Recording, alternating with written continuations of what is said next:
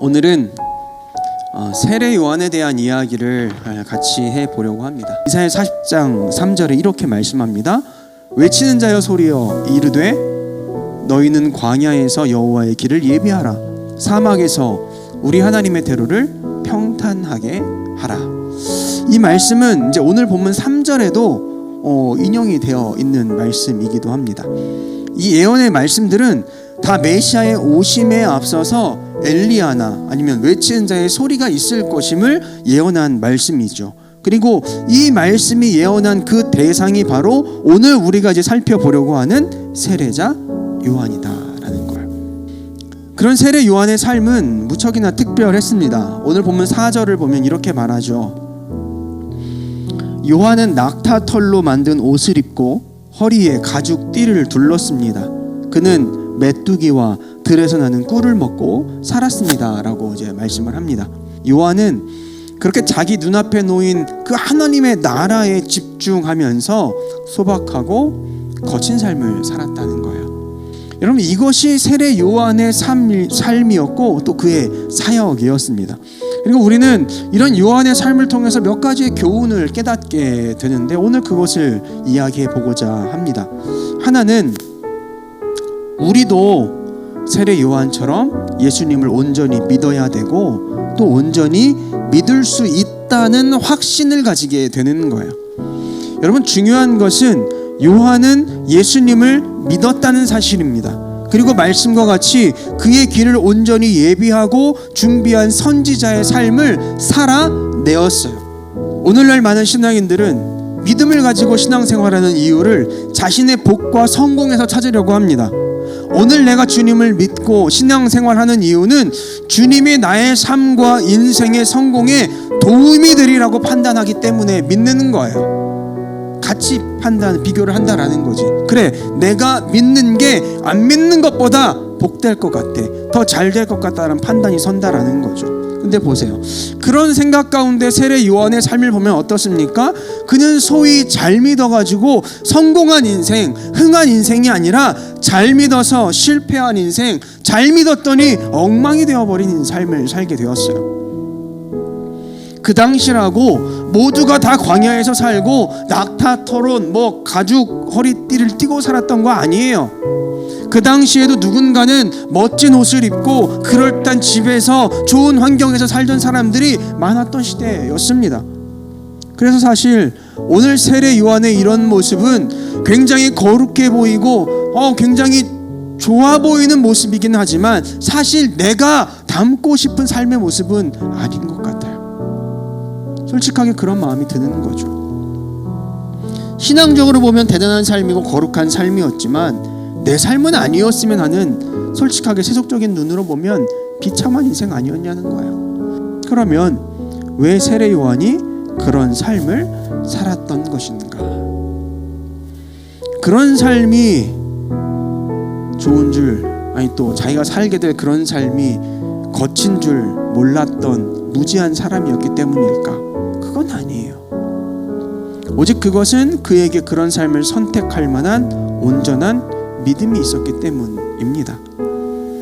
그는 하나님 앞에서 자신이 받은 사명과 삶의 목적을 깨달아 알았어요. 내가 누구인지, 어떤 삶을 살아야 할지를 알았죠. 그리고 그에 합당한 삶을, 그에 합당한 모양과 모습을 가지고 살았던 것뿐이에요. 곧 믿음의 삶을 살려고 부단히 애를 썼던 사람이었다는 거죠. 그럼 오늘 우리가 이런 세례 요한의 바로 이 모습을 눈여겨보았으면 좋겠습니다. 당연히 세속적인 삶을 포기하고 광야로 나아가십시오 라는 메시지가 아니에요. 믿음을 가지고 믿음에 합당한 삶을 살자는 요청입니다. 앞에서 나눈 것처럼 오늘날 사람들은 자신의 삶을 위해 믿음을 도구로 사용을 하려고 하고 있어요. 하지만 이건 순서가 틀렸어요. 믿음을 중심에 놓고 그에 합당한 삶을 살아내야 그것이 온전한 믿음의 사람의 모습이다라는 거지. 오늘 우리는 어떤 모습으로 살아가고 있습니까? 내 삶을 위해 믿음을 도구로 사용하고 있습니까? 아니면 믿음을 위해 내 삶을 내어드리고 있습니까? 요한은 그렇게 온전한 믿음의 삶을 깨달았고 살아내었어요. 물론 하나님께서 주신 은혜 가운데 그런 삶을 살 수 있었던 것이었겠지만 그는 믿음의 사람다운 삶을 살기 위해 부단히 노력하는 사람이었음에 틀림없었다라는 거죠. 고로 우리도 이런 요한과 같이 온전한 믿음의 삶을 추구하고 살아내기 위해 요한처럼 신앙 안에 애쓰며 수고하는 모습이 있기를 간절히 소망합니다. 또 오늘 우리가 요한의 삶을 통해서 배우는 다른 교훈의 하나는 이것이에요. 신앙생활에 의심은 늘 동행한다는 거죠. 요한의 삶을 말씀 가운데 보면서 늘 느끼는 거지만 요한도 어떤 부분에서는 연약한 사람이었습니다. 그가 감옥에 갇혀 있을 때 오늘 말씀에 나오지는 않습니다만 그는 예수님이 누구이신지에 대해서 의심의 마음을 가졌던 적이 있었어요. 세례 요한은 감옥에 있을 때 그의 제자들을 예수님에게 보냈습니다. 마태복음 11장 2절에 의하면 뭐라고 물었냐면 오실 그 이가 당신이십니까? 라고 물었다는 거예요.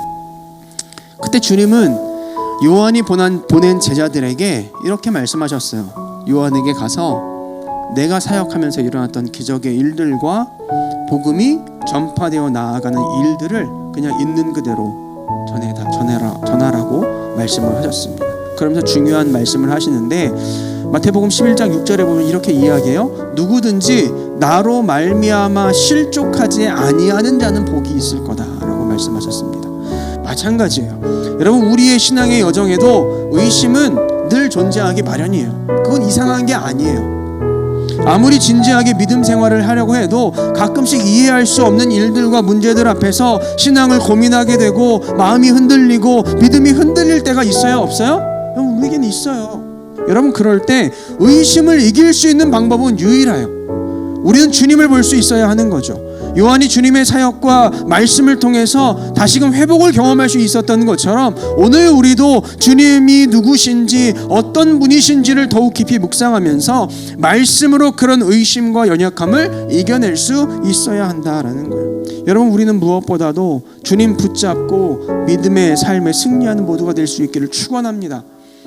더욱더 주님의 마음과 뜻이 담긴 그 말씀 앞에 나아가서 모든 의심과 연약함을 해결받고 또 떨쳐버리고 굳건한 마음으로 그 믿음 안에서 나아가는 여러분 될 수 있기를 소망합니다. 그것이 오늘 세례 요한에게 우리가 배우는 아주 중요한 신앙의 모습인 거죠.